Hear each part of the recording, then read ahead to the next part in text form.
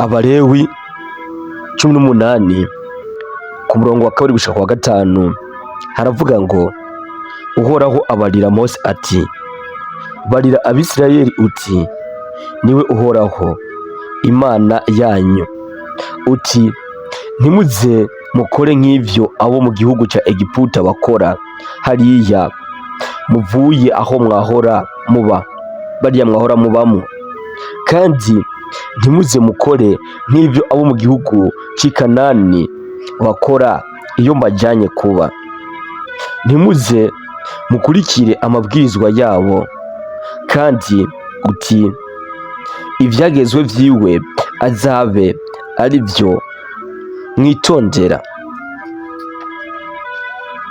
Ivyo vyagezwe vyiwe kandi mubigenderemwo, uti niwe Uhoraho Imana yanyu, nuko muze mwitondere amabwirizwa yiwe n'ivyagezwe vyiwe. Kandi umuntu azokora ivyo akavyitondera vyose, akitondera amabwirizwa yanje n'ivyagezwe vyanje, ivyo nivyo bizomutunga Uhoraho.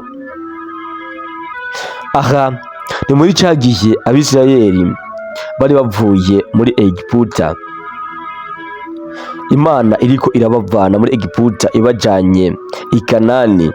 Iyo yabariye Mose ati ubabarire rero Abisirayeli uti ntibaze bakore nk'ivyo Abanyegiputa bakora, kuko ariyo bari bavuye, ariyo bari barabaye igihe kirekire. Abanyegiputa rero bari bafise ibintu bakora bitanezera Imana.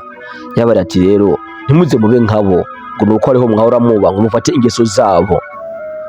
Arongera kandi arabwira abandi, arongera ababwira ati kandi ntimuze mube cyangwa se ngo mukore nk'ivyo abo i Kanani bakora iyo mbajanye, kuko naho ariyo bari bagiye kuba, nabo bari bafise ingeso mbi bakora.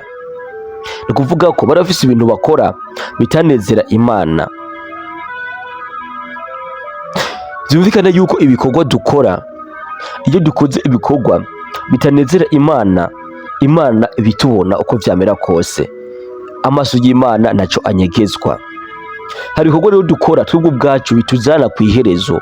Hari ibikorwa twebwe ubwacu dukora bituma twebwe ubwacu nkaho usa nkaho ubuzima bwacu ariko turiko tukabwirangiriza. Ihe umva hano ku murongo wa 22 n'Abalewi nyene 18 ku murongo wa 22, Imana yavuze ngo ntihaze hagire umugabo yenda uwundi mugabo bwa mugore, ni kizira. Ibi rero ni ibintu vyerekana yuko noneho isi iriko irarangira, kuko mirongo yo hepfo yaciye avuga ati ibi noneho uzobikora azoba asa nkaho ari we ariko yaryangiriza ubuzima. Kandi mirongo yo haruguru hari handitse ibindi bintu umuntu atagomba gukora: kuryamana na nyoko, kuryamana n'abashikawe, kuryamana n'umugore wa nyoko, kuryamana n'umwishwa wawe, kuryamana n'ibindi vyinshi. Avuga ibintu umuntu atagomba gukora. Ariko noneho icatumye nandika uyu murongo ndavuga ati noneho reka iki coco tukiganire ko bihagije, kivuga kiti ntihakagire umugabo yende uwundi mugabo bwa mugore, iki ni kizira. 23 barabandanya ati kandi ntihaze hagire uryamana n'igitungano icyo ari cyo cyose ngo aciyandurisheko, kandi ntihaze hagire n'umukobwa canke umugore uhagarara imbere y'igitungano ngo ryamane naco. Ivyo vyoba ari ukuvanga ibidahwanye. Reka nibaze yuko rero iyi mirongo uyumvise. Aya n'amajambo yivugiwe n'Imana. Urazi neza yuko Imana yaganira na Mose. Igihe Imana yaganira na Mose rero niho yamubwiye ibi, yamubwiye ati ibi ntimubize mubikore. Yamubariye vyinshi, iragira ati noneho abazokora ibi bazoba basa nkaho bariko bariyandurisha, cyangwa se barihamagarira iherezo ryabo, bariko barihamagarira ukuranduka kwabo, bariko barihamagarira ugupfa kwabo. Bisa nkaho ibi navyo biri mu vyo Abanyegiputa n'Abanyekanani muri cyagiye bitwara nabi babikora. Yaravuze ati hari ibihugu vyinshi vyakoze ibintu nk'ibi, bituma ibi bihugu vyabo biranduka, bituma ukubaho kwabo kurangira. Namwe ntimukabikore rero. Ikibabaje rero ibintu nk'ibi uramaze kuvyumva yuko mu bihugu by'abazungu byamaze gutangura ngo umugabo nabane n'umugabo, ngo umugore nabane n'umugabo, ngo umugore nabane n'umugore. Nivyerekana yuko rero natwe iki kintu kiriko kiraza kitujana kw'iherezo, kitujana aho no kwita kuvuga ati noneho isi tuyirandurire twebwe ubwacu. Ngira mwarumvise vyabaye muri Amerika, Los Angeles. Ni kuvuga yuko Imana nta musi n'umwe izokwigira yemera ko abantu bayisuzugura, nta musi n'umwe izokwigira yemera yuko abantu bakora ibintu nayo itifuza. Egome turakora ivyaha itatureka, ariko hari ibintu umuntu avuga ati ibi noneho bibaye no kurengera, noneho diriwe duhishije iwacu mu Burundi ndetse no muri Afrika henshi ibi bintu bisa nkaho bitemewe byanzwe. Reka rero naho bizoba itegeko ntaze ugere umuntu avyemera ibi bintu, kuko novuga ati ni kintu Imana yamaze kwiyanikiza kuva kera ku gihe cy'aba Mose, yamaze kuvyanikiza kera ati ntihagire umugabo aryamana n'umugabo mugenzi we bwa mugore.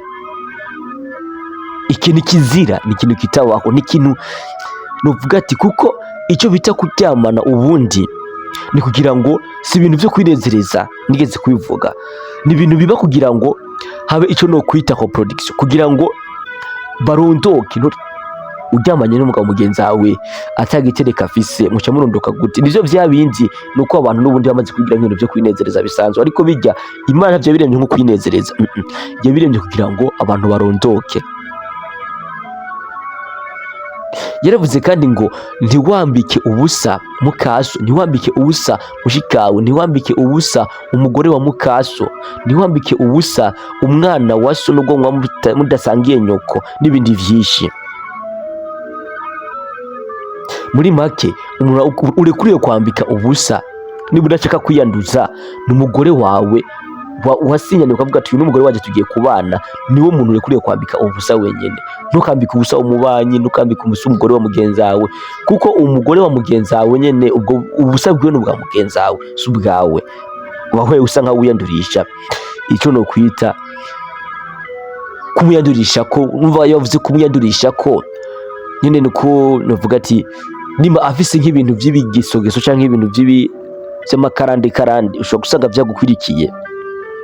Ubundi cyacu ubusambanyi ni cya gikomeye cyane, kuko iyo icyacu ubusambanyi ni ikintu gihera mu mutwe kigafata ubwonko kigafata umubiri. Muri iki gihe Satani arakwegera neza akakwanduza ibyo yishakiye. Niyo mpamvu bavuga ko icyacu ubusambanyi gikurikira, bavuga ko icyacu ubusambanyi ari icyaha novuga ati ugikoze gishobora kumara imyaka myinshi kiriko kikagukurikira, kuko si ibintu bihereraho, si ibintu bihereraho. Nshuti yanjye rero wewe dusanga turiko tuganira hano kuri iyi channel yacu, reka nibaze yuko uba uri kurumva neza yuko hari ibintu udatekereza gukora nimba ushaka kurinda ubuzima bwawe, kuko egome urupfu n'urwa twese, ariko hari ibintu dukora bigatuma tubwo bwacu twirandurira ubuzima. Kuko nimba uri wa muntu uvuga ati jewe ngomba kuzobaho neza, ngomba kuzogira ku iterambere ntakoresheje Shetani kubw'Imana, byumvikana yuko witeze imigisha yose izova ku Mana. Imigisha izova ku Mana rero ntabwo Imana izoguhundagaza imigisha kandi nawe uriko wivayanga mu bintu bitari byo. Ngira ngo wumvise ku murongo wa 2 guca kwa 5 ingene Imana yaragije ivuga, yagize ngo uzokubahiriza ibyo nivyo bizomutunga. Biri muri Bibiliya, nivyo bizomutunga.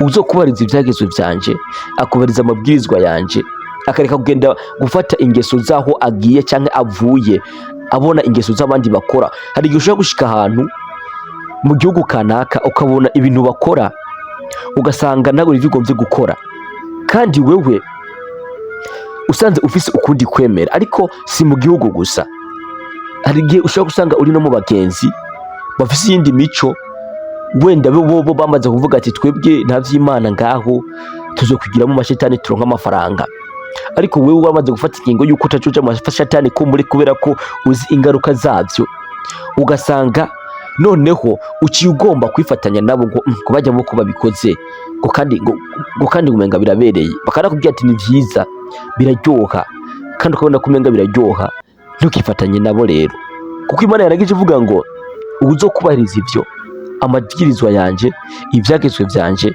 nivyo bizomutunga. Birumvikana neza yuko Imana rero yagukorera ibitangaza mu gihe waba umuntu uyigororokeye, kuko nigeze kubabwira yuko impamvu rimwe na rimwe n'ibintu twipfutse tutabironka suko Imana itwanka, ahubwo nuko natwe ubwacu hari ibindi bintu dukora Imana ibona ati uyu muntu ndamutse ndamuhaye ibi bintu byose bimwonona, ikabona neza ko ivyo bintu tutabikwiye, kuko nkuko eje kuvuga ati nizo bizogutunga. Imana ntinaniwe kuguteza imbere, Imana ntinaniwe kukugira mu bosi, Imana ntinaniwe kukugira umuntu ukomeye mu gihugu, Imana ntinaniwe kukugira perezida, Imana ntinaniwe kukugira icyo wifuza cyose mu buzima, Imana ntinaniwe kukugira docteur, Imana ntinaniwe kukugira umumillionaire, kuko bajya bose babifise. Abatagiye mu mashetani niyo bemehaye, kandi n'ababikuye mu mashetani Imana niyo yaremye shetani, niyo yikoreye shetani. Bivuga ko shetani nta kintu ashoboye Imana idashoboye, ni ukuvuga ikintu shetani ashoboye Imana igishoboye inshuro nk'igihumbi. Ahubwo twebwe nitwe tudafise icyo no kwita ukubishaka. Ibaze nawe uri umuvyeyi, umwana wawe ariko akubwira ati shaka ibihumbi 100, kandi ubizi neza ko umunsi wamuha ibihumbi 10 uwo munsi ataraye muhira, yaraye mu kabare, kandi uwo mwana ukaba umukunda, kandi ukaba uzi neza yuko mu kabare ari ahantu habi atakeza kaho. Eske umuha ibindi bihumbi 100 ngo tura ibindi bihumbi 100, kandi uzi neza yuko umuhaye ibihumbi 10 girarira mu kabare? Ivyo nivyo ukunda. Imana nuko rero, Imana iradukunda, ntabwo iva kuduha ibintu ibona neza ko udashoboye gukontorora. Shetani wewe kubera ko atarukunda gufitiye akwanka, wewe aguha ivyo wifuza byose, byakwica byareka biragusha. Reka nizere rero cyane cyane ku uyu murongo kuri Abalewi 18 kuri 22 tubifate nkama ibi bintu Imana yarakoze yadukingiye, twebwe ntitwigeze tuvyemera, nubwo bizoba itegeko ntaza akagira umuntu avyemera, kuko Imana yamaze kubivuga kuva kera, nkuko namwe mwabaze kuvyiyumvira. Rero uravye ibintu biriko biraza mu gihe cya none, uravye ibintu biriko biraba mu gihe cya none, byerekana yuko noneho isi iriko iragira ahantu habi, isi iriko irarangira.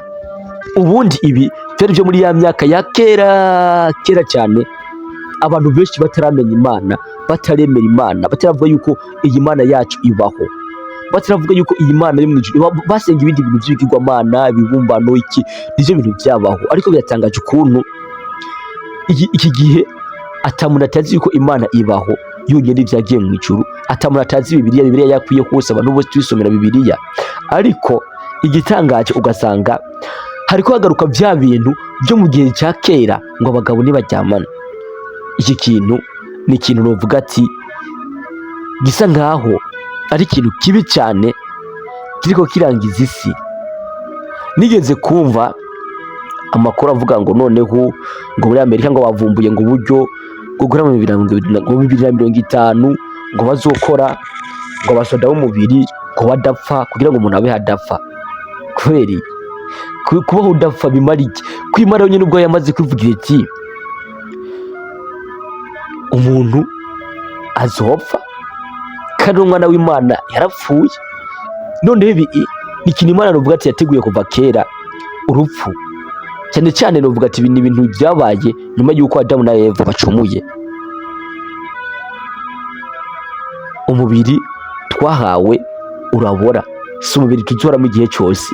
N'ubwo buvumbuzi bwira ngo ntidupfe, abantu ntibapfe, bwomara iki?